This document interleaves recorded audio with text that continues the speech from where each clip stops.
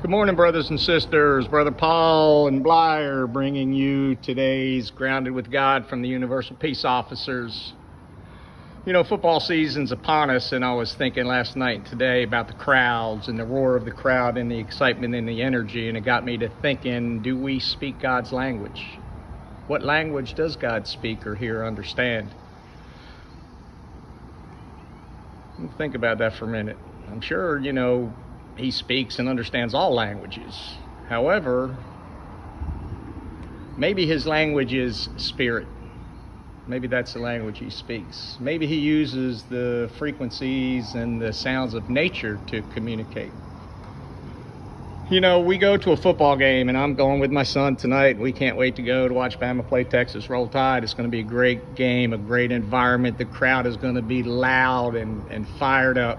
And the thing about that level of communication, if you're at the game and you have 100,000 people yelling, you can hear it and you can see the impact of the communication. It affects the other team when they're on offense, and our crowd is just loud as crap. They can't hear. So it works. So then I got to thinking, we got how many stadiums all over the country with hundreds of thousands of people yelling and screaming with so much exuberance and excitement and passion for their football team. Nothing wrong with that.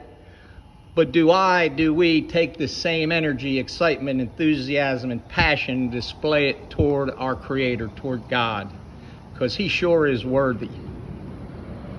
Woo, that hit me hard, And then I got to thinking, well, what if, what does God say about how to talk to Him and how to pray? And I think He gives some specific examples, I know I learned in church that, we can pray to God anytime, anywhere, about anything. I believe that to be true. God answers our prayers. I was taught in 3 ways sometimes, like yes, no, or wait. But there's also some specific things in Scripture that kind of also makes me think that maybe when we communicate with God, it's more like trying to tune into a radio station. We've got to find that exact spot where we don't have the static or the noise of life or all the disturbances, and we can actually hear and listen and communicate. And if you think about the way we're made and the way the world's made, and and everything's energy, vibration, and frequency when you break it down and you look at it that way.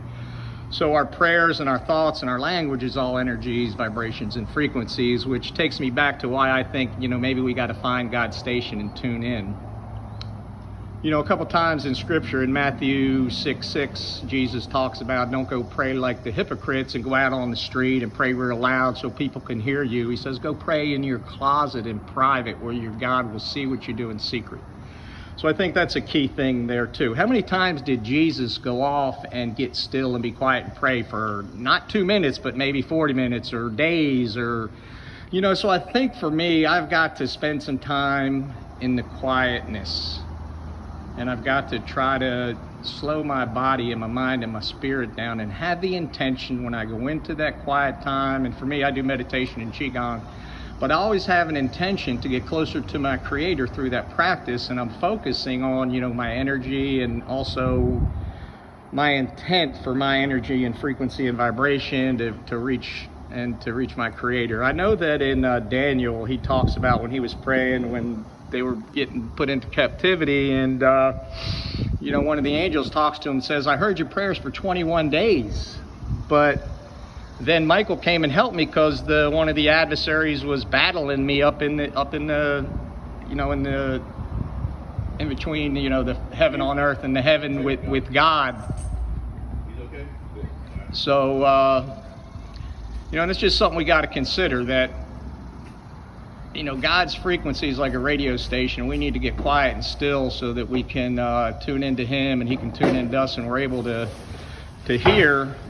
And for me, and that's kind of where I find some peace and I find some solitude, is getting quiet, having the intention to try to tune my spiritual radar into God and allow Him to reach me. And so it's something that I encourage you guys to do. Get still, get quiet. Try to let God talk to you through nature, through the frequencies, and realize sometimes that it's in the stillness that He'll come speak to us with a still small voice. So guys, remember to pray for the cause. God, fill me with peace, love, and compassion. Fill my family and friends with peace, love, and compassion. And fill all of the earth and all humanity with peace, love, and compassion. God bless America, and peace officers out.